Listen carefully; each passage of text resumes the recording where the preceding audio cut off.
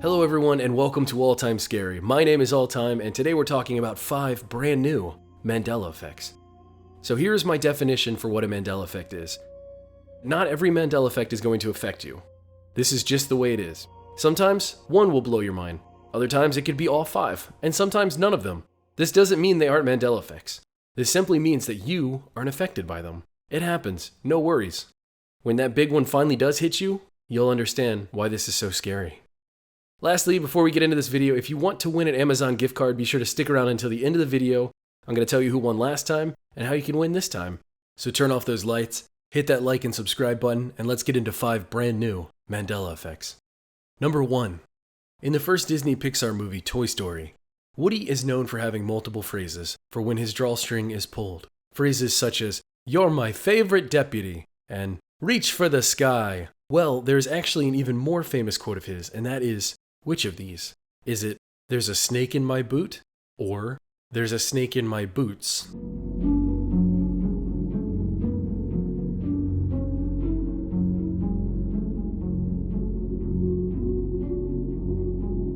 Well, the original quote was indeed, "There's a snake in my boot," but unfortunately that has changed, and here's proof.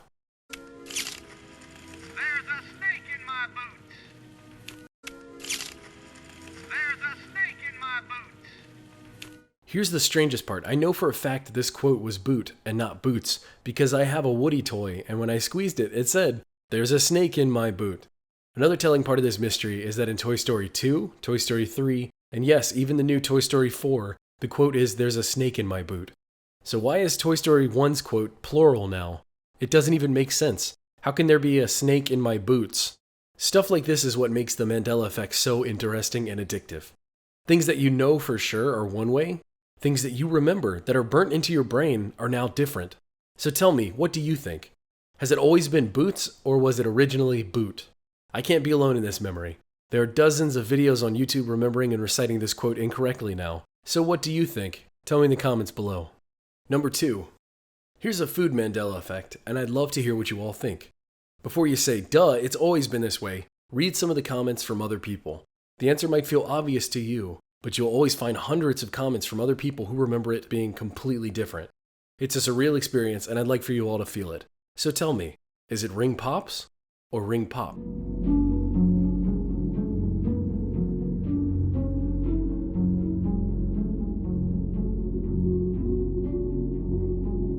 These delicious candy diamonds on rings were first invented in 1975 by Frank Richards. It turns out that the official name has and has always supposedly been ring pop, not ring pops. Interestingly enough, online you'll see both ring pop and ring pops, and they're used across dozens of different websites, including sites where you can even purchase them. It's weird that someone would sell ring pops when that's not what they're called, when they are officially and legally called ring pop. Very interesting. So what do you think? Is it just a typo, or is this a Mandela effect for you? Do you remember ring pops or ring pop? Let me know in the comments below. This is going to be an interesting one. Number 3. Think back to the movie V for Vendetta, or any place that the anonymous mask has been worn, used, or seen. I have a question for you. Is that mask a solid black and white mask? Or is it black and white with pink lips and pink cheeks?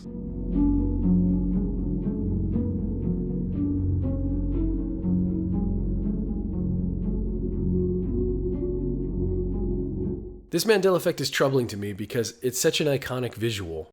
I can see it clearly in my head, and I'm sure a lot of you probably can too. So what's the answer? Well, now the anonymous mask, the V for Vendetta mask, it has pink lips and pink cheeks. Does that look right to you?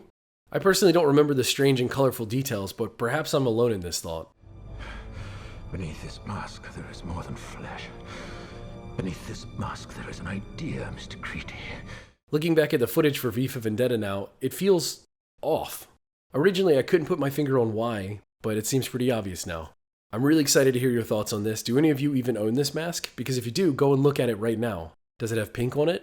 If it does, let me know in the comments below. I'm really curious to hear it. Maybe there's even one out there without pink. That would be really interesting. Number 4. It seems like we're heading back into the woods with this new Mandela effect. In a previous video, I talked about how the Great Smoky Mountains is now missing an E. But this time we're talking about a different Smokey. This time we're talking about Smokey Bear. And yes, I know that's another Mandela effect in and of itself. Plenty of people remember Smokey the Bear, but now it's simply Smokey Bear. But enough with the tangents and history lessons. Here's number 4. Does Smokey Bear wear suspenders? Yes or no?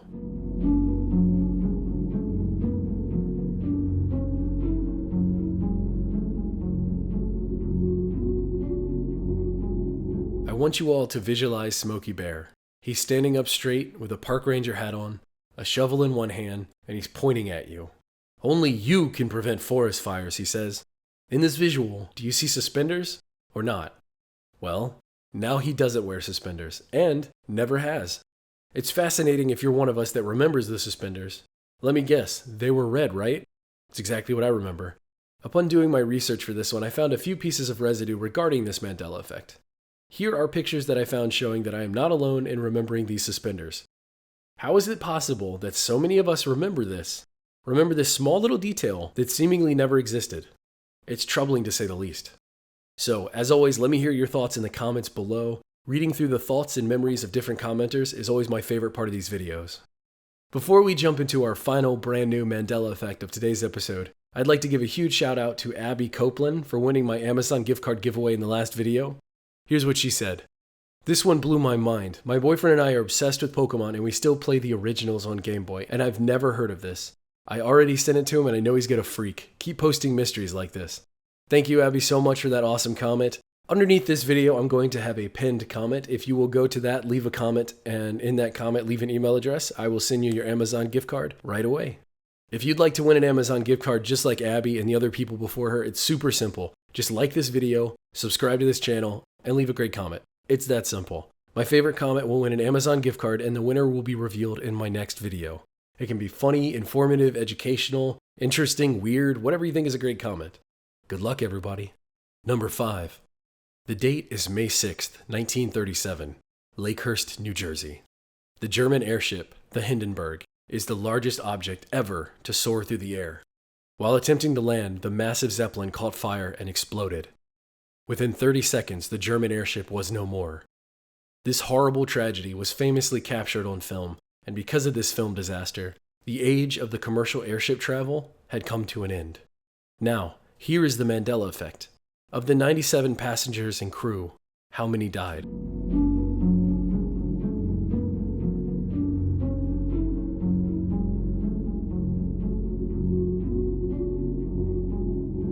To me, the answer has always been obvious. Everyone on board died that day. Within 30 seconds, the Zeppelin burnt up and crashed. There was no way anyone could have survived that fiery crash, but that isn't the case now. Despite the footage agreeing with what I remember, amazingly enough, 62 of the 94 passengers and crew survived. Somehow. This horrifying disaster took the lives of 35 people, 13 passengers, 22 crewmen, and 1 member of the ground crew who was trying to help the Hindenburg land. What do you remember about this? Did everyone on board perish, or did 2/3 of the people on board mysteriously survive this blazing inferno after a massive drop? If so, how? Even on History.com, under an article titled The Hindenburg Disaster, 9 Surprising Facts, the first surprising fact to them is that the, quote, survivors of the Hindenburg disaster far outnumbered the victims. Why would that be surprising if that's exactly what happened? We would have known that news back in that day in 1937, and most a couple days afterwards. My takeaway is that even the author assigned to do that article was shocked by this historical change. Another interesting detail is that despite the Hindenburg explosion in 1937 being known by many, myself included, as history's deadliest airship accident, it is actually the 3rd deadliest now. It turns out accidents from 1930 and 1933 actually surpass the Hindenburg's current death toll. It seems that history loves to rewrite itself from time to time, and this is yet another example I've talked about on this channel. So tell me, what are your thoughts on this? I can't wait to hear what you all have to say. Also, quick shout out to the 19,000 subscribers I gained over the month of June. You are all absolutely amazing. I could not have imagined such potential growth. So thank you all so much. I'll keep working hard on videos for you all. So before you leave, make sure you like this video, subscribe if you're new, and leave a great comment. Do this and you could win a free Amazon gift card. I'm All Time for All Time Scary, and I will see you next time. Until then, later.